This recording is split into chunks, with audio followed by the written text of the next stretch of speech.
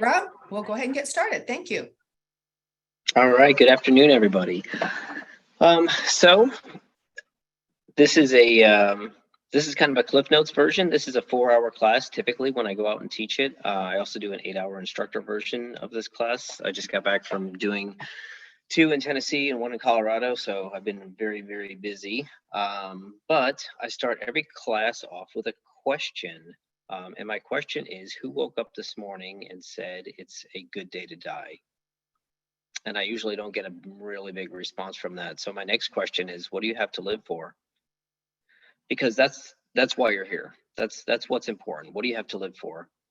Think about that. Who's got kids, family, friends? We all have something to live for. We all have something that's important to us.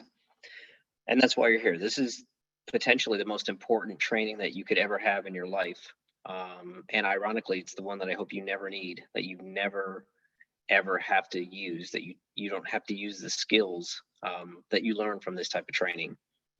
But it's important. It's better to have the training and never need it than to need the training and not ever have it, if that makes sense. So my name is Rob Torillo.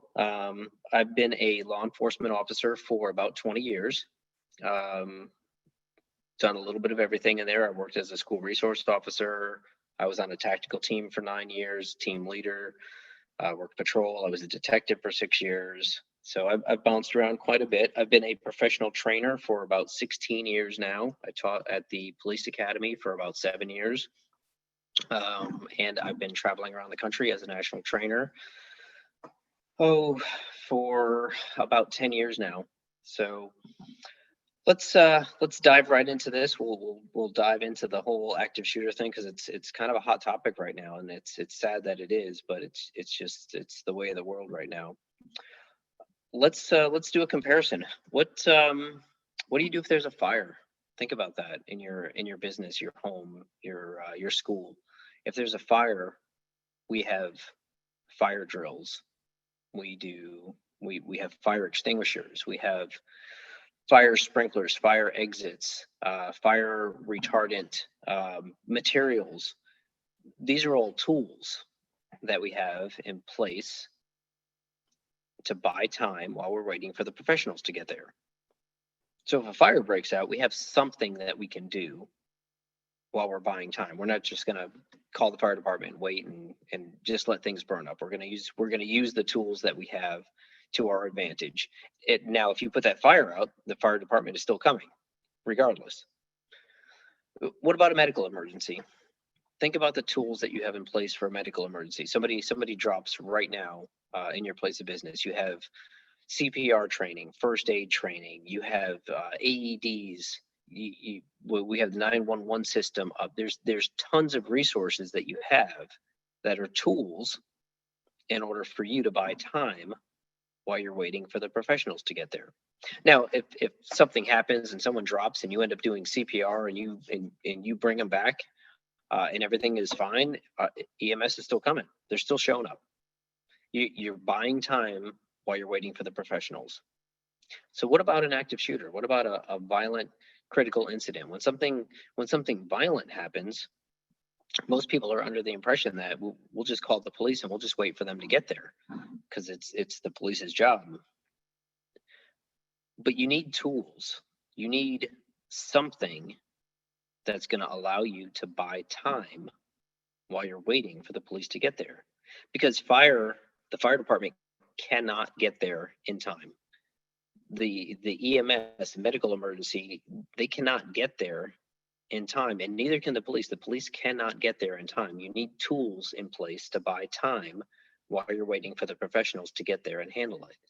So that's what we're going to talk about. We're going to talk about the tools that you need in place that you can practice that will effectively give you some time. So let's talk about police response.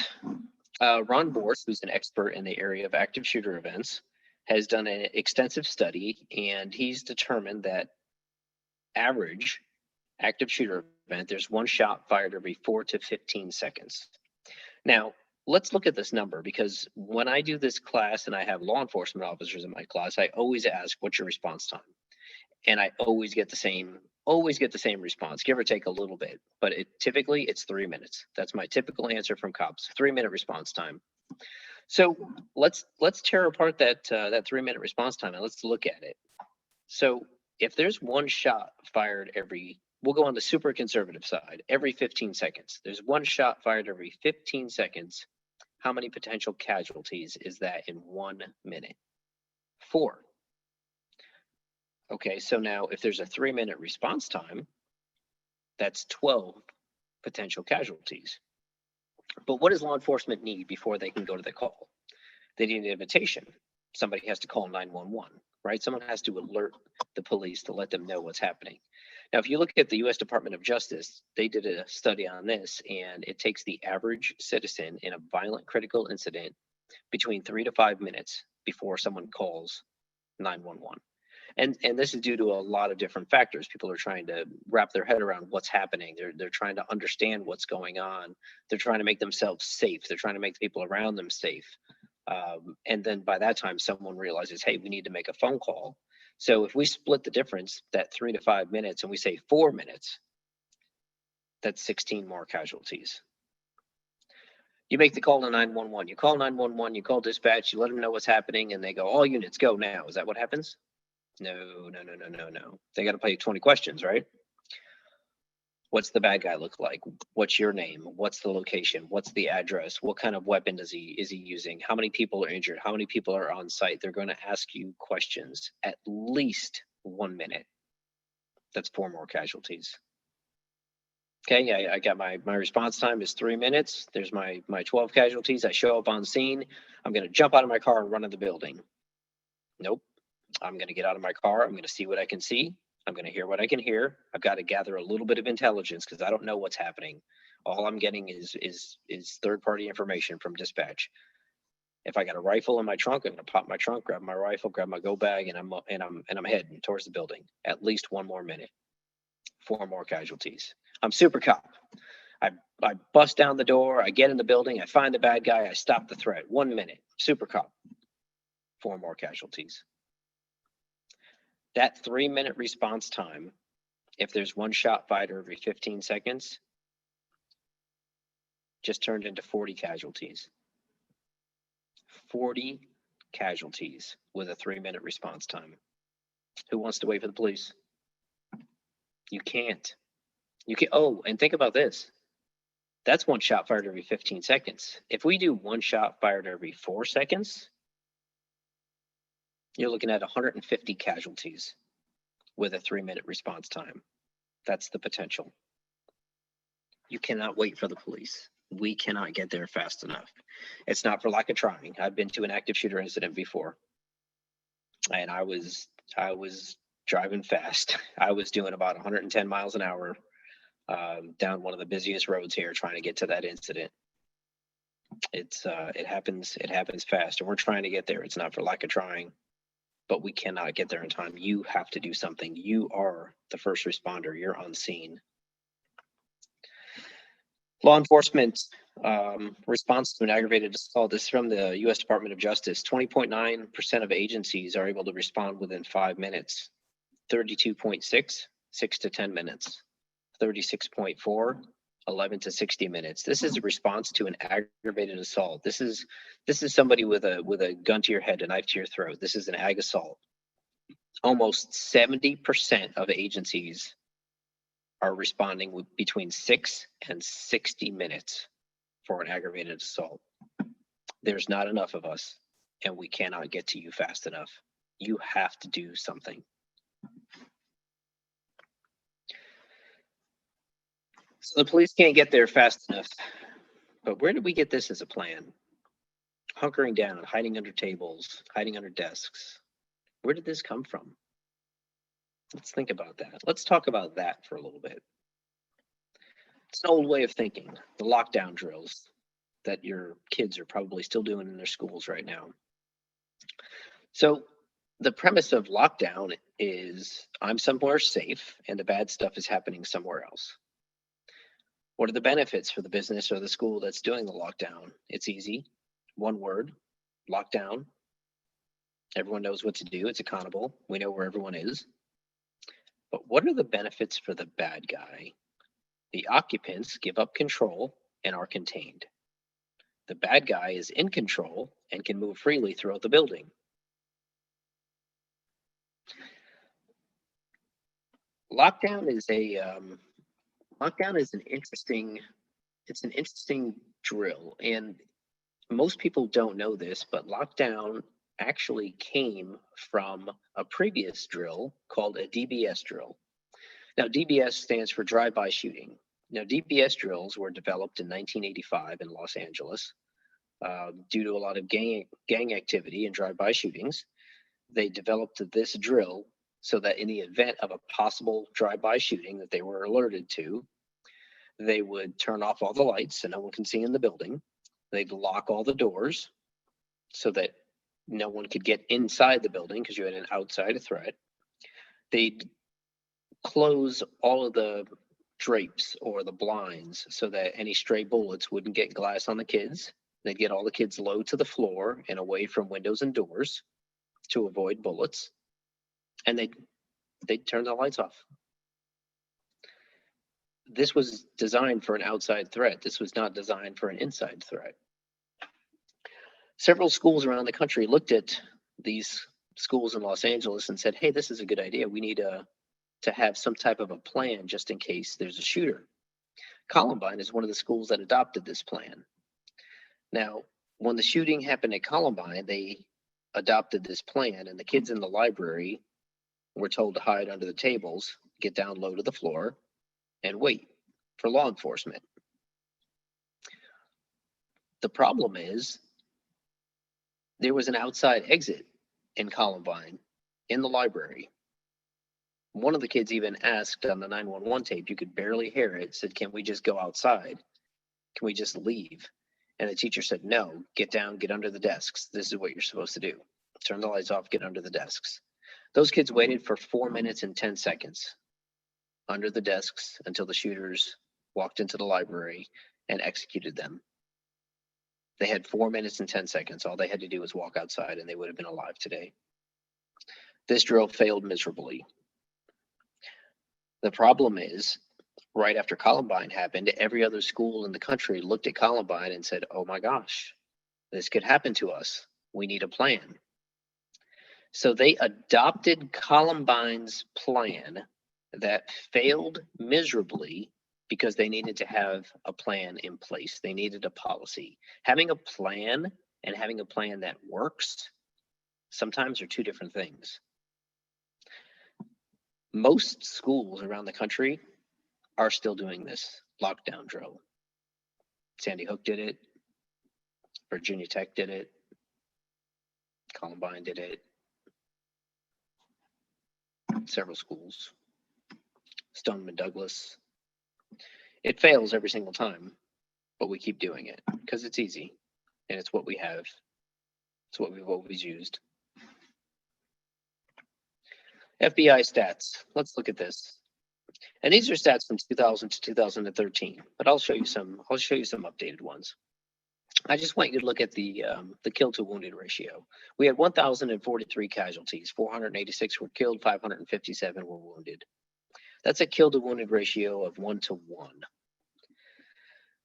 Now, I don't know if anyone here is military or has seen combat, but the ratio for kill to wounded in combat in a gunfight is 1 to 9. That means for every 10 people that are shot in a combat situation, only 1 is killed.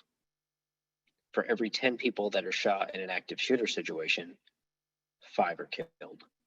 Why? I want you to think about that for a second. Why the difference? And I'll tell you, the difference is it's due to the response of the victims, the people that are getting shot. If I'm in a gunfight, in a military situation, or in a law enforcement situation, chances are they're shooting at me, I'm shooting back at them. If they're moving, I'm moving. We're in a dynamic situation as opposed to a static situation. Typically, in your active shooter situation, most people are doing a lockdown. They're getting down on the ground and they're perfectly still. They're stationary targets. They're easy targets. It's shooting fish in a barrel. your active shooters walking around and taking shots at them from a few feet away. Again, in a military law enforcement situation, it's dynamic. Everyone is moving. You have a 90% chance of surviving gunfire just by moving. Just by moving. And it's because of the way we process information. We don't process information instantaneously. It takes time. You see something, your eyes send a message to your brain. Your brain then processes the information. Your brain then sends that information back out, and then you can react to it. You can cause an action. Well, if the person going through this motion is trying to pull a trigger, he has to see you, he has to process the information, he has to pull the trigger. If you're moving, you're not there anymore by the time he pulls the trigger. 1.29 seconds is the time it takes for that process to complete. You're not there. Hunters realize this and they understand this when they're hunting prey and prey is moving. You cannot shoot at the prey, you have to shoot in front of the prey. This is why moving works, because we do not process information instantaneously. Something to think about. FBI stats. In 2018, we had 30 incidents, 85 killed, 128 wounded. In 2019, we had 30 incidents, 97 killed, 150 wounded. In 2020, we went up to 40 incidents, 38 killed, 126 wounded. In 2021, we had 61 incidents. They're moving up. They're getting more and more common. 103 killed, 140 wounded. FBI hasn't come out with the official stats for 2022 yet, so I haven't put them on the board yet, but they've increased. They keep increasing, and we need to be ready for it. We have to prepare. The worst things that I ever hear from people are, it's never going to happen here. It's not going to happen here. And then when it happens, I hear, I can't believe it happened here. I can't believe it happened to us. I can't believe it happened to our little business, to our small town. I can't believe it happened here. It happens everywhere. And you have to prepare. You cannot put your head in the sand and think that it's not going to happen to you. One person has an off day and one person decides that he wants to be on the news next. It's not only in schools. I know we hear about schools all the time. It's not only in schools. ZombieCon, Fort Myers, the Fort Lauderdale Airport, the Pulse nightclub, the Madden gaming event in Jacksonville, Tallahassee Yoga, Naval Air Station in Pensacola. Think about all of these places: Fort Hood, the Naval Yard, Park West Medical, New Life Springs Church, Sutherland Springs Church, YouTube, Las Vegas. It's everywhere. I'm going to give you some stats that are really interesting, again, because we hear about the schools all the time. 30.8% of active shooter events happen in the workplace, 16.9 in retail establishments, 13.4 bars or restaurants, 8.1 residential, 7.6 K through 12 schools, 6.4 houses to worship, 5.2 colleges, universities, 3.5 government. It's everywhere. It's everywhere. But your workplace, that's where it's going to happen. Your workplace, your retail establishment. You're looking at almost half of all active shooter events are in the workplace. Columbine High School, April 20th, 1999, 24 injured, 13 killed, 49 minutes. 49 minutes. Why 49 minutes? How many people in here realize that or know that there was a school resource officer on scene at Columbine? That might be a shock to some people. There was a school resource officer at Columbine High School. He was in the parking lot when our two bad guys showed up. They fired at him. They shot at him. They missed. He shot at them. He missed. They ran inside the school. His policy said he wasn't allowed to follow, so he stayed outside. He called for backup. Backup showed up. And you know what they did? They formed a perimeter around the school. Perimeter, they held it, they contained it. That's what they were told to do. That was their policy. And they called SWAT and they waited. If anyone knows how long it takes to mobilize a SWAT team in the United States, I do. I was on a TAC team for 9 years. It takes 45 minutes. 45 minutes to an hour to mobilize a SWAT team and have them ready to go. By the time they got there, it was over. It was done. So law enforcement looked at this incident as a whole, and we decided we can't wait. We can't wait for SWAT. We got to start training people. So we adopted small team military tactics. We decided we were going to do a 4-man entry, a 4-man diamond. We'd put one person in front. He'd be our point guy. We'd have 2 wings and a rear guard. We'd get rifles to all of our officers. We'd train them small team military tactics, how to make entries, how to go. Trained every cop in the country. Every single police officer in the country was trained in active shooter response, 4-man response. Doesn't work. We can't get 4 cops there in time. So we changed it. We modified it. We started adopting leapfrog techniques, tag team techniques, 2-person entries, first 2 cops on scene, button hook a room, crisscross a room, make your dynamic entries, go in, leapfrog through the hallways, cover each other, cover your 6, train all the cops in the country. First 2 cops on scene, you go in. Doesn't work. We can't get 2 cops there on time. Takes too long. So we changed it. We modified it again.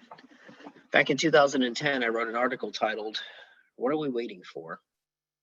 In 2010, there were several agencies that were still doing 4-person response. Some were doing 2-person response. Some were waiting for SWAT still. There was so much going on. I wrote an article titled, "What Are We Waiting For?"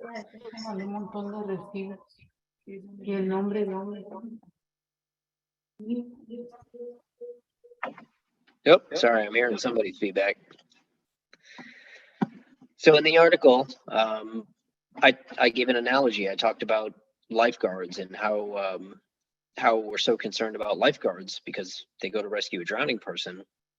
They could be drowned themselves. The drowning person could drag them down. They could be injured. And we're so worried about lifeguards that the new policy states we're going to wait for 4 lifeguards to get to the beach. So the first lifeguard on scene calls 3 other lifeguards, waits for them. They show up. They all swim out in perfect formation and they save the drowning person and bring him back. And since the new policy has been enacted, not a single lifeguard has been injured. However, nobody's been saved either. Yeah, my administration didn't like that article much at all. They kind of said, have you lost your flipping mind? We can't send a cop in there by himself. We don't send one person into a shooting scene. There has to be at least 2 people. You know this. And I said, I'm sorry, Cap. That's right. If your kid's in that school, did you want me to wait outside? And I got, that's not what we're talking about here. And I said, you know what? That's exactly what we're talking about here. Because if my kid's in that school, I don't care if I got a ballpoint pen as a weapon, I'm going. Nobody's going to stop me. I'm going in. If any kid is in there, I'm going in. And you can fire me for it. That's fine. But we need to do solo tactics for law enforcement. And now that's what most of us are trying to do. That at least that's what's in policy for most. And I train a lot of cops across the country. So solo tactics is what we're doing. The point is we've been adapting and we've been evolving our law enforcement response for years. But this lockdown drill that failed miserably back in '99, why are we still doing it in schools? Why? What's the definition of insanity? Doing the same thing over and over again and expecting a different response. We have to change. We have to modify. We have to evolve and do something better. We need better tools. Virginia Tech, 4/16/2007, 25 injured, 32 killed, 11 minutes. A lot of things happened at Virginia Tech. A lot of things that were very interesting. Not a lot of people know that there were 2 SWAT teams on scene, fully mobilized, ready to go. In the parking lot of Norris Hall, there had been a double homicide in progress. They thought it might be an active shooter incident, so they fully mobilized 2 SWAT teams and had them set up in the parking lot, ready to go. When the first shot rang out at Norris Hall, they ran to the door. They tried to get in. They saw the door was chained shut from the inside. They ran to a second door, tried to get in. They ran to a third door, tried to get in. They were all chained shut. They grabbed a shotgun. They shotgun breached the door. They made entry, and they heard pop, the last round. That was the bad guy killing himself. It was over. SWAT teams in the parking lot. 25 injured, 32 killed, 11 minutes. A lot of things happened at Virginia Tech. There was a girl sitting on the second floor in Norris Hall. She said, I think I just heard gunshots. Kid next to her said, no, those aren't gunshots. I shoot all the time. I know what gunshots sound like. There was a girl that was running late for class. She runs up to the doors at Norris Hall. She sees that the doors are chained shut from the inside. She can't get in. What does she do? She found an open window. She crawled through it and went to class. If something doesn't seem right, it's because it's not right. You have to pay attention to it. You have to pay attention to your own instincts, your own gift of fear. Has anyone read The Gift of Fear, Gavin de Becker? It's a fantastic book. Gavin de Becker says, can you imagine an animal reacting to the gift of fear the way some people do? With annoyance and disdain instead of attention. No animal in the wild, suddenly overcome with fear, would spend any of its mental time thinking, it's probably nothing. Yet we chide ourselves for even momentarily giving validity to the possibility someone is behind us on a seemingly empty street, or that someone's unusual behavior might be sinister. Instead of being grateful for the powerful internal resource, grateful for the self-care and preservation, instead of thinking that our minds might actually be working for us instead of playing tricks on us, we rush to ridicule the impulse.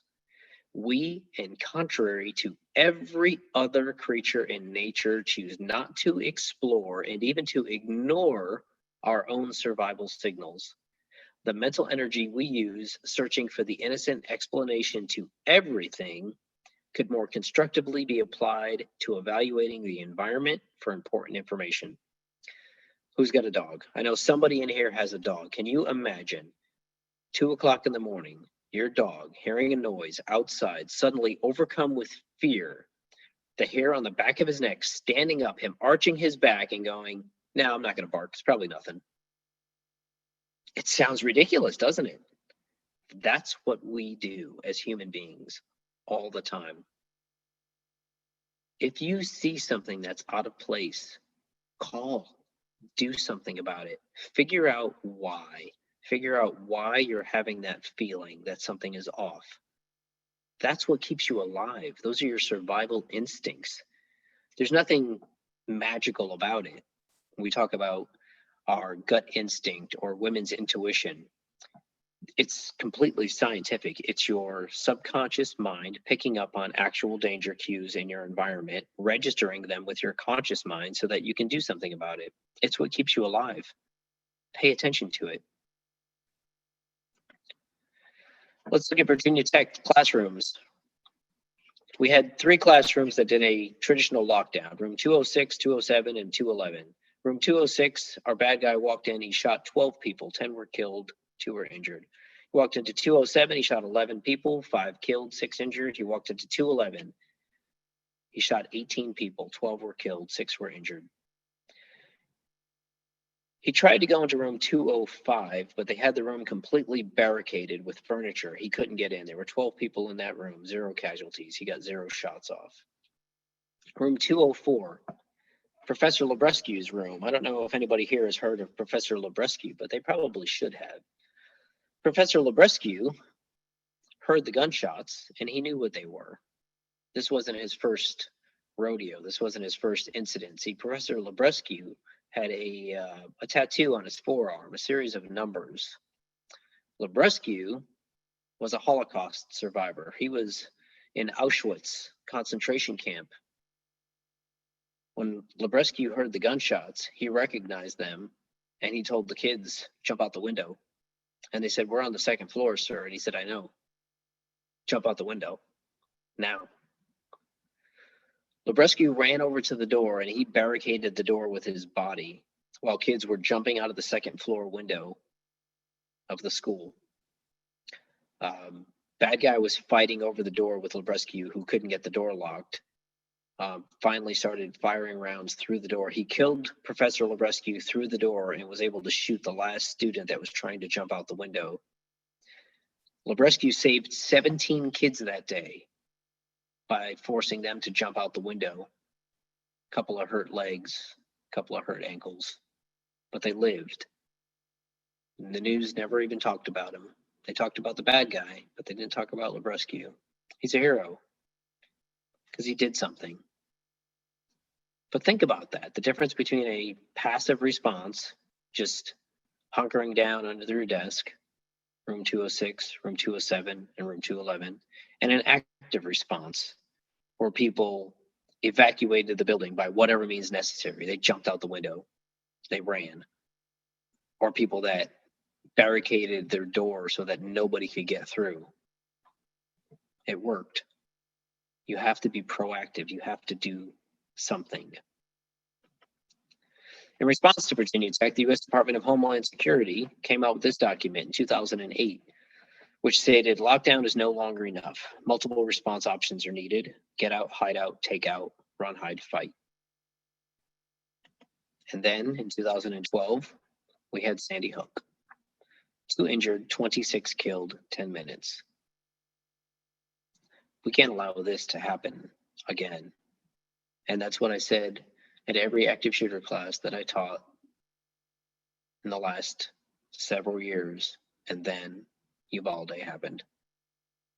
Sandy Hook all over again. Somebody walked in and executed a bunch of little kids. We need to do better. We need to train and we need to be ready. You need to practice. And when I talk about run, hide, fight, I show people what to do, what it means. It's not a video. You can't learn it from watching a video. You can't learn it from listening to a PowerPoint. You have to physically do the skills. You have to do the drills. You have to be shown how to properly barricade doors, how to properly evacuate, how to disrupt a shooter if you need to. There's a right way to do it. There's an easy way to do it. But you have to learn it and you have to practice it. It's the only way to get good at it. In response to Sandy Hook, 2013, the U.S. Department of Education teamed up with Homeland Security, FEMA, U.S. Department of Justice, FBI, and U.S. Health and Human Services, and they came out with this document, the Guide for Developing High-Quality School Emergency Operations Plans. Lockdown is no longer enough. Multiple response options are needed. Those in harm's way should make their own decision. They sent this to every school in the country, and it ended up in the garbage. No one adopted it because it was only a recommendation. It was not a mandate. It's a federal recommendation. And the school said, nope, we're doing lockdown. It's easy. We're going to stick with it. I will never understand people. Let's talk about the effects of stress, because this is important. This is an important factor that a lot of people don't talk about, especially in training, especially in active shooter training, self-defense training, things like that.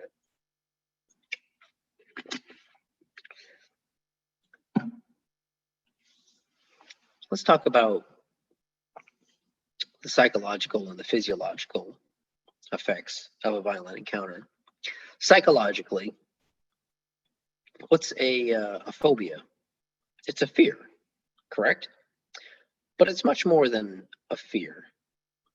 It's a uncontrollable, overwhelming fear over a specific object or event. Snakes, for example. Roughly 15% of the human population has a phobic scale reaction to snakes. This means if I dropped a bucket of snakes into a crowded room, approximately 15% of the individuals in that room, a message would shoot from their eyes directly to their feet, bypassing the logical portions of their brains. These unfortunate individuals would head toward the door without conscious thought, probably leaving a trail of bodily fluids behind them. But what would the remaining 85% do? Some would fight the snakes, some would get out of the way, some would sell tickets to the show. It depends on how you're wired. The point is, we all have something that pushes our buttons. If yours isn't snakes, it might be spiders. It might be darkness. It might be heights. But there's one phobia that almost every human being on the planet shares. If I walked into a crowded room and emptied a handgun into one of them, or hacked at one of them with a machete, up to 98% of the people in that room would shut down. They'd lock up. They wouldn't know what to do. Fight or flight would kick in.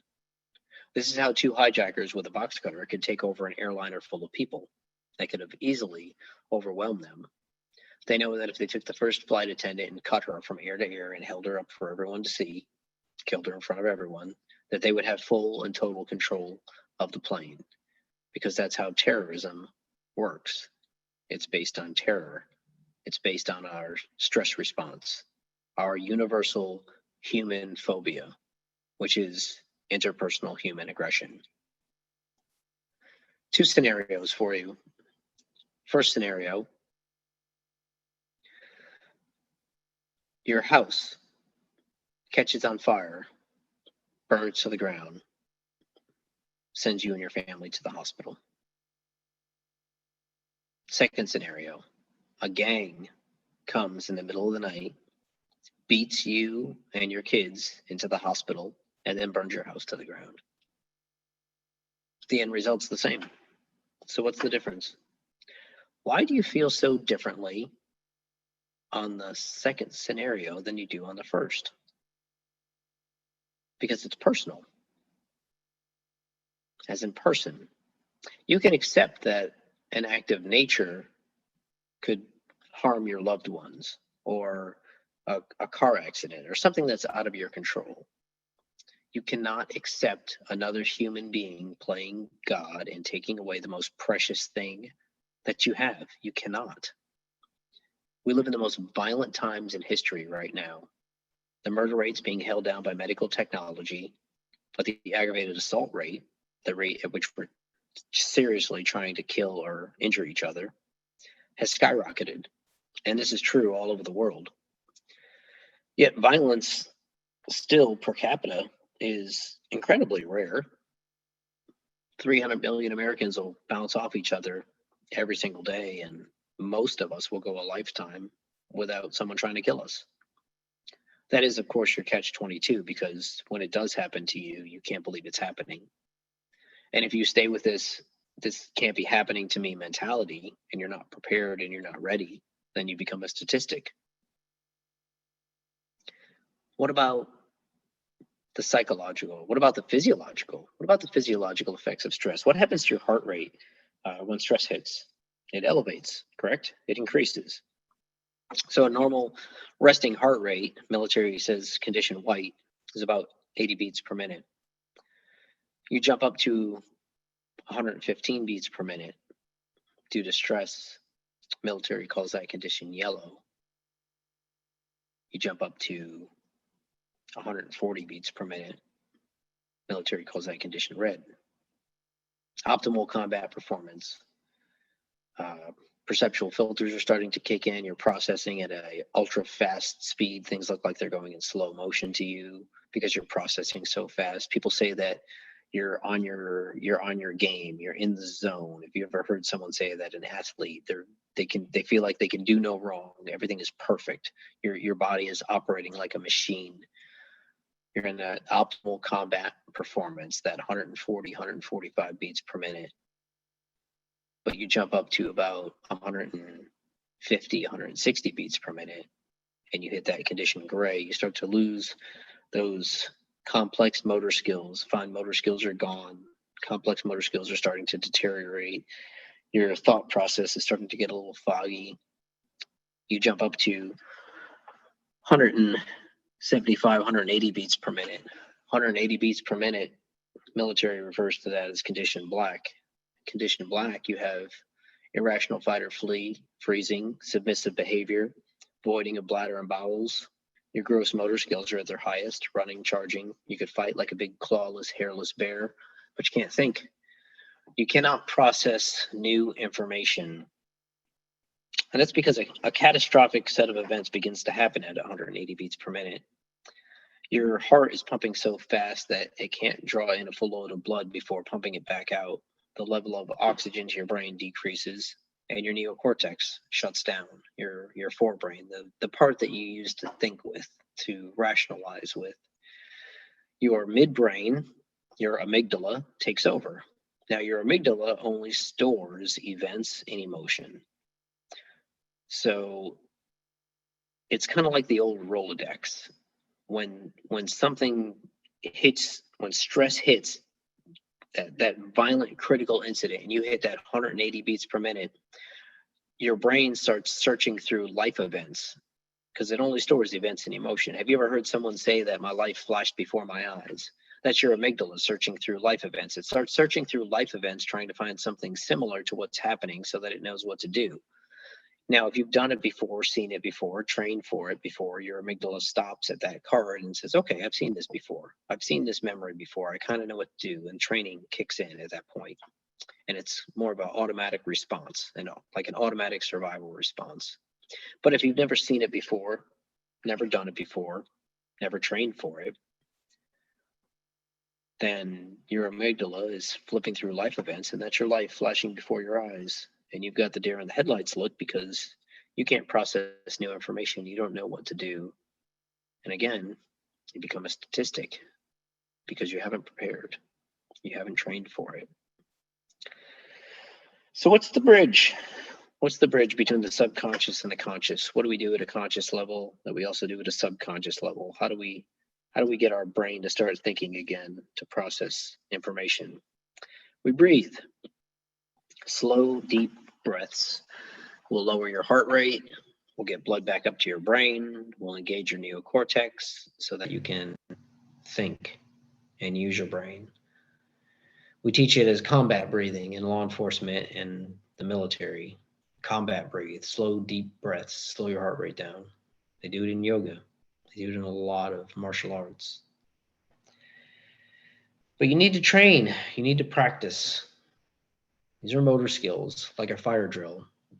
When you train on fire drills, they don't just tell you about it. They don't just do a PowerPoint. They don't just do a video. They make you physically do the fire drill because you need to be able to access the information. You need to store that information in your amygdala. It has to be stored as an event, not as a PowerPoint. It's the same thing with CPR. They make you physically do CPR on a dummy so that you have done it before. And when that stress hits, you're able to do it because it's stored. You're able to access the information as training. You have to train yourself to the level of unconscious competence when it comes to something like this, something like self-defense or CPR or fire drills or active shooter drills. You have to train yourself to the level of unconscious competence. Now, the best analogy that I have for unconscious competence is driving a motor vehicle. So now, if you all drive cars before, how many of you have driven somewhere, looked around and said, how did I get here? Think about that. Every one of us has done it. You kind of lose yourself for a minute and you're like, wow, I've driven for quite some time and I haven't even paid attention. I want you to really think about that because driving a motor vehicle is a complex skill requiring millions of mental calculations. Any danger cues such as stop signs, pedestrians, traffic signals, erratic drivers, immediately processed in the subconscious mind, and effective countermeasures are taken without the need for conscious intervention. How is it possible that you are able to do such a complex skill without thinking about it? Because you do it all the time. Because you practice it all the time. You ever heard practice makes perfect? Is that true?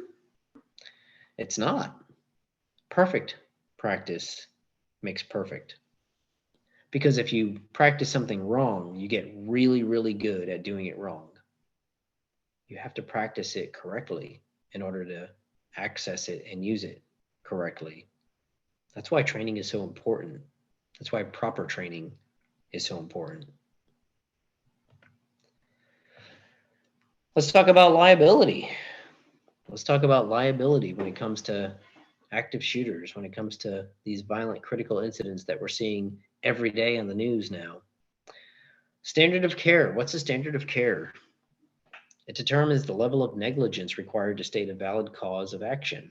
It can be described as due diligence or duty to protect. Schools and businesses have a responsibility to anticipate potential dangers and to take precautions to protect their students and employees from those dangers. OSHA, right? Can we all agree that active shooters are a potential danger right now? Just by watching the news, you can tell that it happens everywhere. If it happens to your business, to your school, and you're not prepared by doing proper training, putting proper tools in place, proper technology in place, then you failed your students, you failed your employees, and you are 100% liable. You are negligent. You have to do the best that you can to protect your students and your employees. You have to. You have to. And when all the federal recommendations say run, hide, fight, and you're doing a lockdown drill that's been proven not to work, the attorneys are going to tear you apart. You have to do the right training. So what can you do? You can learn the drills, physically practice them, just like fire drills. You have to practice them. You have to develop the skills so that they're there and that you can access them. Watching a video, watching a presentation, listening to me talk is not enough. You have to do the drills. You have to practice them. I can show you the drills. Run. What does run mean? We talk about run, hide, fight all the time. You hear about it all the time. What does it mean? That's the difference. Run means move, right? You have to move. Moving. You have a 90% chance of surviving gunfire just by moving. 1.29 seconds it takes for somebody to process a new piece of information and act upon it. Move.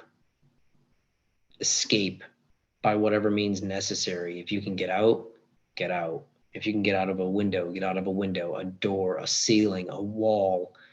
Think unconventional. Whatever you can do to get away, get away. You have to do something. What does hide mean? Hide means find cover, find concealment. If you don't know the difference between them, concealment hides you, cover will protect you from bullets. You need to learn how to barricade your doors using environmental items. If you don't have magnetic locks or barricade tools, then you use what is available to you. If you have a door that opens in, use furniture, pile stuff up against that door, chairs, couches, desks, tables. Make it impossible for somebody to get in that door. If the door swings out, use extension cords, tie them around handles, tie them, use them, play tug of war, have people hold those doors shut, do whatever you can to tie those doors off and then barricade them some more, pile stuff up. You have to do something to protect yourself. You can't just wait to get shot. You have to do something. That's what hide means. Hide doesn't mean get under your desk. It means do something to make it impossible for the bad guy to get to you. And what does fight mean? Fight means intercept. It means to disrupt the shooter's ability to shoot accurately. That I can show you how to do. Simple, very, very simple. I train cops all over the country. I train civilians all over the country in self-defense and active shooter response. Fight is about disrupting the shooter's ability to shoot accurately and by using numbers to overwhelm one person. Theodore Roosevelt had a great quote. He said, in any moment of decision, the best thing that you can do is the right thing. The next best thing that you can do is the wrong thing. The worst thing that you can do is nothing. Don't do nothing. Don't do nothing. If you don't take anything else away from this presentation, that's what I want you to take away. Don't do nothing. You have to do something. Because when the time comes for me, I don't know about you, but when the time comes for me, I'm not going on my knees with a gun to the back of my head. I'm fighting like the third monkey on the ramp to Noah's Ark, and it's starting to rain. You need to put everything you can into it. You have to train, you have to be ready. And if you have to fight, you have to fight. And again, I'm not going to turn you all into ninjas, but if you bring me out for training, I can show you exactly what to do. And it's simple. Keep it simple. We talked about practicing drills, practicing active shooter drills, like practicing fire drills, and I get a lot of questions about that. You know, should we do these drills unannounced? Should we take people by surprise to, see if they're doing the drills right?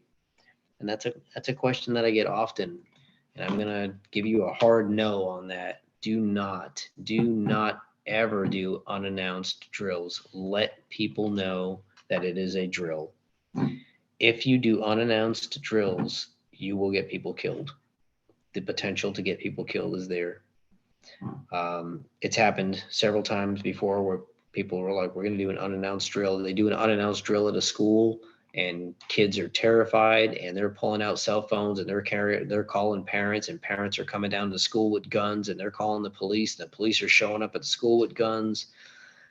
Somebody can get shot, somebody can get killed. Never do unannounced drills. You have to announce to let everyone know, let parents know if it's a school, send out text messages, phone calls, let the police know, let dispatch know.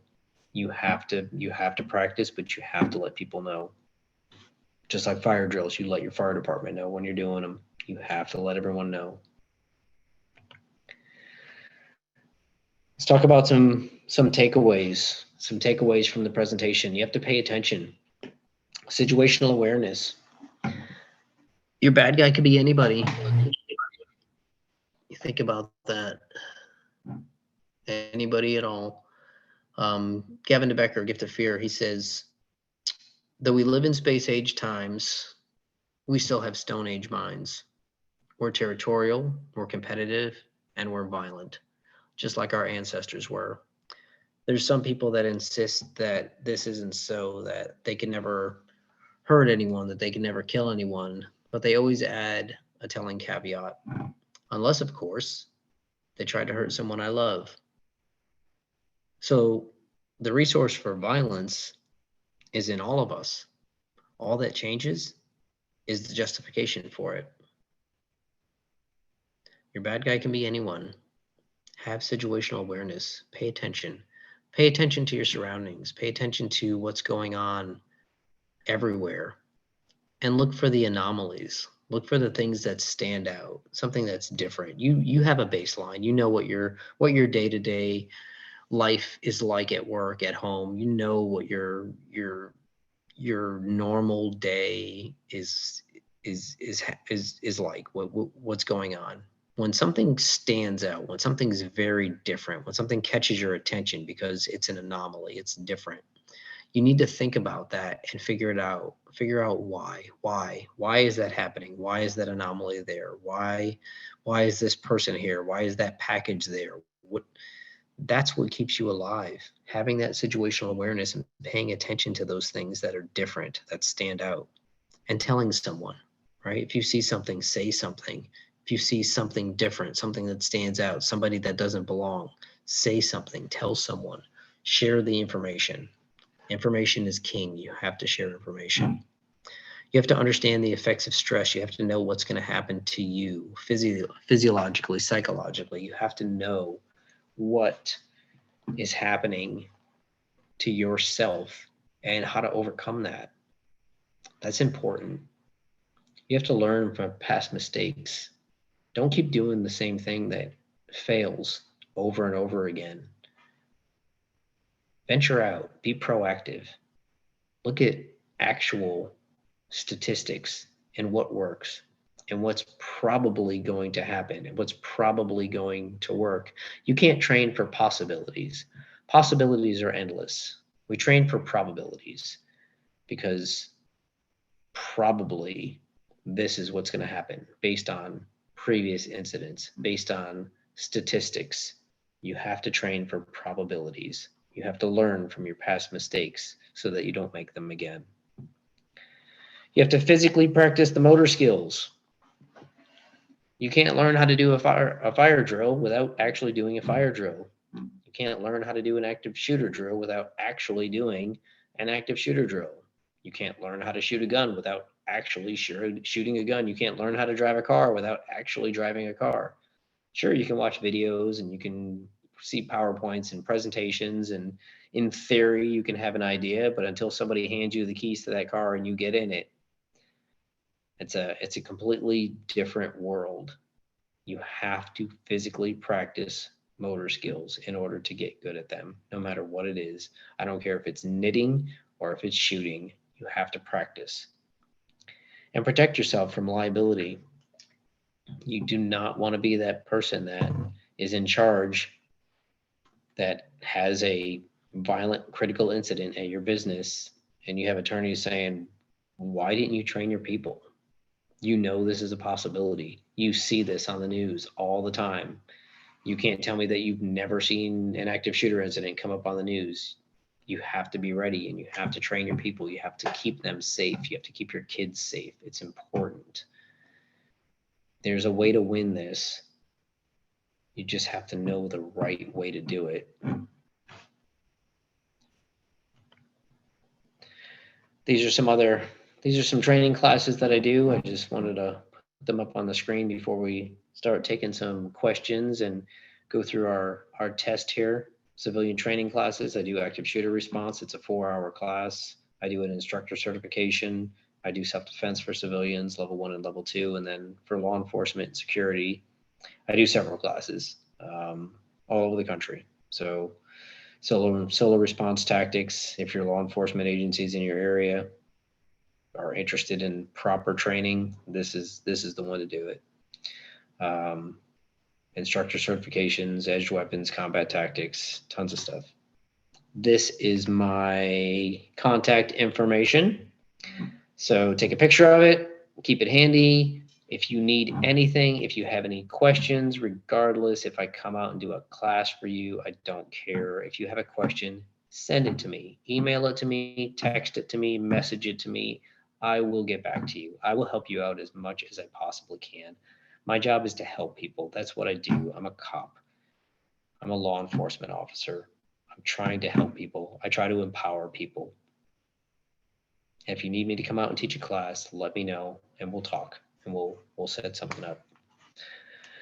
So Marilyn, I know you have a test that you wanted to do, and we can open this up for questions. I love question and answer time, so let's get to it.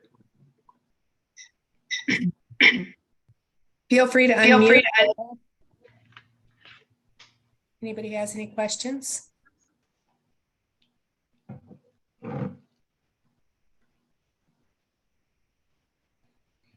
Oh, we have 40 people here. Somebody has a question. Throw it out there.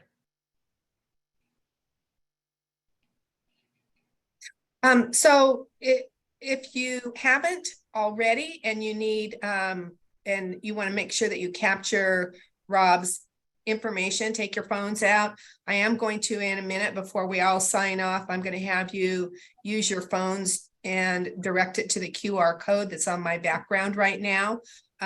So 5, 4, 3, 2, 1. Everybody have that picture. Rob, if you could go ahead and unshare your screen. I'm going to go ahead and share mine and we'll walk through this quiz real quickly. Okay. I did email it to everybody. I also uploaded it into the chat. I think that kind of getting that ingrained in your mind, you know, so that there's a little bit of memory, muscle memory there is really important from what Rob was saying. So let's go ahead and do this. You should be seeing the questions right now. Am I right? Yep, they are there. Okay.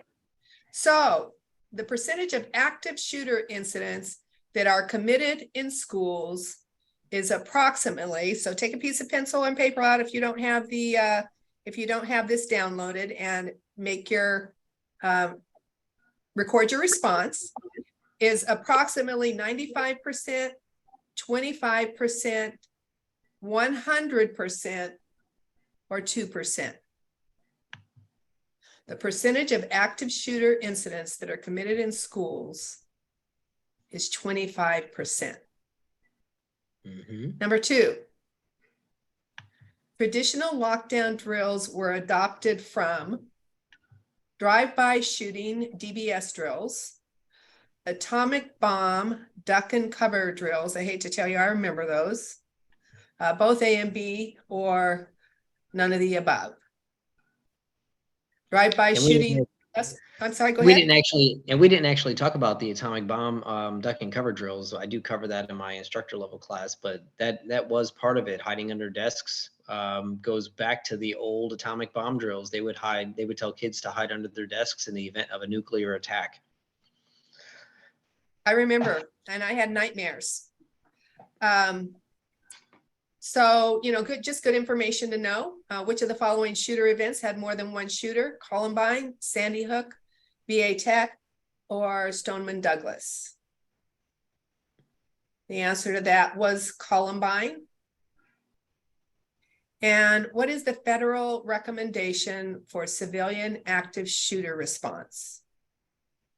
Lockdown, move, hide, surrender, run, hide, fight, cover, concealment, or combat. I hope you all chose run, hide, fight. When barricading a door, you should use heavy objects, block windows, lock the door, or all of the above. So I hope you all will remember to do all of the above. The premise behind run, fight, hide, fight is to incapacitate the intruder, buy time for law enforcement, be really quiet, or none of the above. Or is that right? Yeah, Yep. none of the above. Okay. The answer is going to be to buy time for law enforcement. Okay. And number 7, decision-making occurs in a recurring cycle known as good loop, OODA loop. And we didn't cover this do that? either. No, Okay, so well- OODA stands for observe, orient, decide, and act. That's the OODA loop. And we cover that whenever we're talking about the thought process that humans go through. And again, I cover that in the 4-hour class. Right. This is something a little bit, a test for a little bit higher level training, but just a few extra kernels of information. Active shooter response drills should be conducted often to develop the motor skills, always unannounced so they think it's real, both A and B, or none of the above. And that is A. You want to do these drills often to develop the motor skills. You have to practice. right. Okay, so let's see, number 9, civilian active shooter response training should shock civilians so they become desensitized, empower civilians and provide them tools they need to buy time, include a lot of role players portraying bodies, or both A and C. What is that, Rob? The answer is, of course, B. It's to empower civilians and provide them the tools that they need to buy time.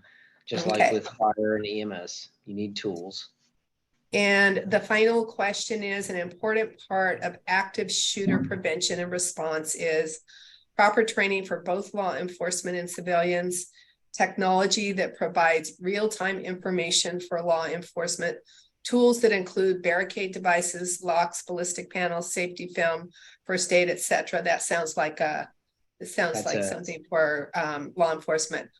Yep, that's an all of the above. Right, and all of the above. Okay, great. Anybody have any other questions? Any questions, responses?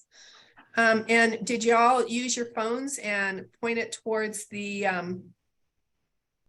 QR code in the corner? And I made this background especially for this training because, as Rob said, this is a training that we seriously hope you never have to take advantage of. But certainly in the event that you ever encounter a situation, I don't know if any of you remember, it's been a number of years now. I was in the Boynton Beach Mall. My mom was visiting from California, and she was pretty elderly at the time. She's still alive at 96 years old. And there was an incident. It was a altercation where somebody had a gun out in the middle of the mall. But we wound up they evacuated the mall and the SWAT team was there. It's a pretty scary thing to have happen, and having some sense of what you might do in a situation like that. Many of us in our community are working with some challenged populations, and you just never know when something might happen where you're the person who needs to take charge.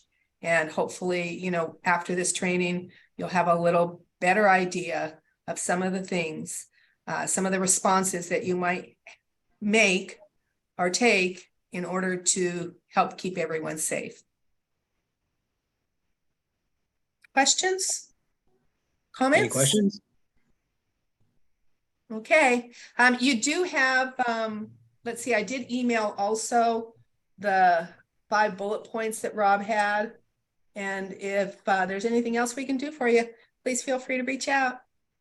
Oh, absolutely. Yeah. Feel free to contact me. You all have my contact information. If you need anything or have any questions, call, email, text, message, whatever you want. I'm on Instagram. I'm on LinkedIn. I'm on Facebook. So I'm easy to find. So if you need anything Fantastic. at all, please just call. Have a great rest of the day and be safe. Awesome. Thank you all. Thank you. Thanks, Rob. Yes, ma'am.